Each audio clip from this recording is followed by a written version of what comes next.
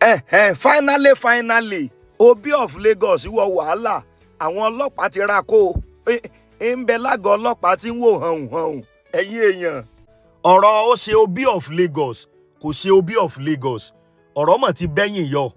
ọ̀rọ̀ tí ìbá dá wàhálà lẹ̀ àwọn ọlọ́pàá ìpínlẹ̀ Èkó wọ́n ti mú ọkùnrin yẹn o ọkùnrin tó lóun fẹ́ jẹ Obi of Lagos pé àwọn sì fẹ́ kọ́ ààfin fún Obi of Lagos tí ó tó bí 1.5 billion tán láwọn fẹ́ ṣèkówó ju ẹ̀ iléeṣẹ́ ọlọ́pàá ìpínlẹ̀ Èkó wọ́n ti mú o kódà ó nìkan kọ́ ni wọ́n mú wọ́n tún mú àwọn èèyàn mẹ́ta míì pẹ̀lú ẹ̀ wọ́n ń bẹ lákọlù ọlọ́pàá iléeṣẹ́ ọlọ́pàá ìpínlẹ̀ Èkó wọ́n mọ̀ fi kéde ta látàrí ọ̀rọ̀ tó ti fẹ́ dá wàhálà lẹ̀ bẹ́ẹ̀ bá gbogbo orí social media invitation yẹn wọ́n làwọn èèyàn ń ṣí ẹ̀ káàkiri táwọn èèyàn ń sọ òbítíbitì ọ̀rọ̀ síra wọn látàrí wípé wọ́n ní ọkùnrin kan tí orúkọ rẹ̀ ń jẹ́ Chibuke Azubike wọ́n ní ẹni ọdún márùndínláàádọ́rin 65 years ni ó mọ̀ ló ń pè rẹ̀ ní Obi of Lagos eléyìí gangan ló fẹ́ dá wàhálà lẹ̀ ṣùgbọ́n nígbà tí ń sọ̀rọ̀ yìí iléeṣẹ́ ọlọ́pàá ìpínlẹ̀ Èkó wọ́n ní ọwọ́ àwọn ti tẹ Chibuke pẹ̀lú àwọn èèyàn mẹ́ta míì látàrí wípé wọ́n ní wọ́n fẹ́ dá wàhálà lẹ̀ ní o nípínlẹ̀ Èkó látàrí ìtàkùrọ̀sọ tó lágbára tí ń ṣẹlẹ̀ káàkiri orí ẹ̀rọ ayélujára táwọn èèyàn ń sọ burúkú ọ̀rọ̀ síra wọn wípé àwọn akẹ́kọ̀ọ́ tí ń sọ wọ́n ní bóòlè yóò ṣe wá láti odidi ìpínlẹ̀ Imo tí ó wà lóun fẹ́ jọba nípínlẹ̀ Èkó pé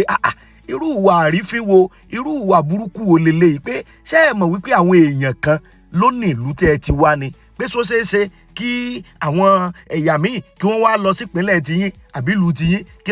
àwọn fẹ́ lọ máa jẹ ọba of Imo ọba of Anambra pé ìwà rádaràda leléyìí gbogbo ìtàkùn ọ̀rọ̀ sọ yìí òun ló ń lọ lórí ẹ̀rọ ayélujára eléyìí gangan ló wá ta àwọn ọlọ́pàá lólobó wípé báwọn ò bá tètè gbégbésẹ̀ lórí ọ̀rọ̀ yìí ó ṣeé ṣe o kó dá wàhálà tí ò ní tán lẹ̀ kó dálẹ̀ sáàrin ìlú ìdí gangan rèé tí iléeṣẹ́ ọlọ́pàá tí wọ́n ṣe sáré pa kìtì mọ́ra o tí wọ́n fi lọ arrest àwọn èèyàn wọ̀nyí tí wọ́n fẹ́ dá wàhálà lẹ̀ nípínlẹ̀ Èkó kódà ọkùnrin ọ̀hún tí wọ́n pè ní Aṣibuke tó jẹ́ ọmọ ọdún márùndínláàádọ́rin ìyẹn 65 years ó ní wọ́n mú pẹ̀lú àwọn èèyàn kan arákùnrin ọ̀hún òun sì náà ló wá láti ìpínlẹ̀ Imo ni wọ́n ní ó ti wá o ní ìlú kan tí wọ́n ń pè ní Obodoku Ancient Kingdom ní Ìdíàtó North Local Government area of Imo State wọ́n níbẹ̀ ni arákùnrin ọ̀hún ló ti wá kódà wọ́n ní wọ́n tún arrest èèyàn kan tí wọ́n tún pè ní Chief Chibuzo Ani wọ́n ní ọmọ ọdún mẹ́ta ó dín ní ọgọ́ta nìyẹn tiẹ̀ ìmíì tó ń bẹ Chief Martins Nwaodika ìyẹn náà 65 years àti Ikechukwu Franklin Nnamdi wọ́n níyẹn ọmọ ọdún mọ́kànlé ní ogójì lòun ìyẹn 41 years gbogbo àwọn mẹ́rẹ̀ẹ̀rin ọ̀hún ni wọ́n ń bẹ lákọlù ọlọ́pàá ní olú iléeṣẹ́ ọlọ́pàá tí ń bẹ nílùú Ìkẹjà kódà wọ́n ní wọ́n ń bẹ mẹ́ báyìí tí wọ́n ń wò hàn wípé gbogbo ìwà táwọn èèyàn wọ̀nyí tí wọ́n ń wù pé ìwà rádaràda ni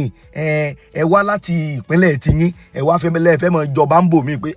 ìwà yìí pé àwọn ò ní fààyè gbà o kódà iléeṣẹ́ ọlọ́pàá wọ́n fọ̀rọ̀ ọ̀hún síta iléeṣẹ́ ọlọ́pàá tó tẹ̀síwájú nínú ọ̀rọ̀ wọn wípé ibi tí wọ́n ní wọ́n ti fẹ́ ṣàfihàn ààfin tí wọ́n fẹ́ kọ́ fún Obi of Lagos wọ́n ní agbègbè amúwọ̀ ọ̀dọ̀fin wọ́n ní apu ọ̀lù tó wà lámúwọ̀ ọ̀dọ̀fin òní wọ́n ní wọ́n ti fẹ́ ṣe ṣíṣe ọ̀hún lọ́jọ́ sátidé ọ̀sẹ̀ yìí kódà àwọn ọlọ́pàá ní gbogbo bẹ̀ àwọn ti barricade ẹ o àwọn ti síìlì ẹ o èèyàn kéèyàn kankan ò gbọ́dọ̀ ta fẹ́lẹ́fẹ́lẹ́ ní gbogbo bẹ̀ kódà wọ́n ní àwọn ẹ̀ṣọ́ aláàbò lóríṣiríṣi òní wọ́n ti kó rọ̀gbà yí gbogbo bẹ̀ ká tí wọ́n ń lọ tí wọ́n ń bọ̀ kódà wọ́n ní bẹ́ẹ̀ ṣe bá fò bí ò bá ṣe yẹ kó fò lágbègbè ọ̀hún wọn ò wọ́n bọ́ ẹ̀yin èèyàn ó lágbára o ilé ọlọ́pàá tó wá tẹ̀síwájú ìyẹn tó jẹ́ commissioner of police alàgbà Ọlọ́rundáre Jimoh ó sọ ó ní gbogbo àwọn ẹ̀ṣọ́ aláàbò pátápátá làwọn ti kó síbẹ̀ láti lè rí dájú wípé kò sí wàhálà kò sí dàrúdàpọ̀ ní agbègbè náà tí wọ́n ní wọ́n ti fẹ́ ṣe ìfijoyè àfikọ́lọ́ ń kó wa yọ àwọn tí wàá tẹ̀síwájú náà rọ̀ wọ́n ní àwọn tí ń ṣèwádìí tẹ̀síwájú pé ìwádìí àwọn ń lọ lọ́wọ́ lórí ìgbésẹ̀ táwọn èèyàn burúkú ọ̀hún tí wọ́n fẹ́ gbé láti da ìpínlẹ̀ Èkó láti dàrú wọ́n ní bàbá yìí ti parí gbogbo ìwádìí tí àwọn ń ṣe pé àwọn ò fojú wọn balẹ̀ ẹjọ́. Wọ́n ní ọ̀rọ̀ pé à ń joyè à ń jọba à ń ṣe gbogbo ẹ̀, wọ́n ní kì í ṣe pé ìtọ́ ẹ fẹ́ fi tí ẹ lè lò láti dàlúrú, pé onílùú ọ̀kan ló ní àṣà wọn ló ní ìṣe wọn bí wọ́n ti ń ṣèlú wọn. Èèyàn kan ò wá lè wá láti ibì kan kó wá fẹ́ sọra ẹ̀ di kànrànjọ́gbọ́n sí àwọn indigenous people tí ń bẹ láwọn ìlú tí wọ́n ti wá gbà wọ́n lálejò ọ̀hún. Wọ́n ní iléeṣẹ́ ọlọ́pàá wọn ò ní fààyè gba gbogbo orú yẹn o, torí gbogbo orú nǹkan báwọn ó lè dá wàhálà lẹ̀ ládùúgbò. Kódà wọ́n ní tẹ́ ẹ̀ bá tún wá gbàgbé ìyẹn lọ́jọ́ kìíní oṣù kẹrin lọ́dún 2023 arákùnrin kan náà tó pèrè ní Frederick Nwajagu tó pèrè ní Eze of Indigbo of Ajao Estate. Wọ́n ní irú ìṣẹ̀lẹ̀ báyìí náà ṣẹlẹ̀ tó jẹ́ pé iléeṣẹ́ ọlọ́pàá wọ́n padà mú òun náà tí wọ́n gbà sí àtìmọ́lé. Wọ́n ní irú ìwà báyìí kò dáa, ṣùgbọ́n ọ̀rọ̀ yìí ó ti ń dá wàhálà lẹ̀ gidi lórí íńtánẹ́ẹ̀tì. Àwọn kan ń sọ wọ́n ní kò yẹ ìyẹn ò ń ṣe pírọ́blẹ́mù wa wípé wọ́n fẹ́ jẹ Obi of Lagos, wọ́n jẹ Obi of Lagos, pé ṣé yẹn wá jẹ́ pírọ́blẹ́mù ni, pé kíjọba ṣèlú ni. Àwọn kan sọ pé ọ̀tọ̀ọ̀tọ̀ lọ̀rọ̀ yìí o, ọ̀tọ̀ọ̀tọ̀ ni kí ìjọba ó ṣèlú, ọ̀tọ̀ọ̀tọ̀ ni kí àwọn nǹkan kí wọ́n fẹ́ máa impose ara wọn lé àwọn indigenous people tí wọ́n jẹ́ indigenous people láàrin ìlú kan lé àwọn kan lórí pé kò ṣe kò irú bẹ́ẹ̀ ò dáa. Wọ́n ní tẹ́ bá wo tí ń ṣẹlẹ̀ lórílẹ̀‐èdè Ghana náà báyìí, tí gbogbo àwọn ọmọ ìlú Ghana tí wọ́n ti yarí tí wọ́n ń pariwo pé Nigeria must go, Nigeria must go. Wọ́n níbi tọ́rọ̀ ọ̀hún ti bẹ̀rẹ̀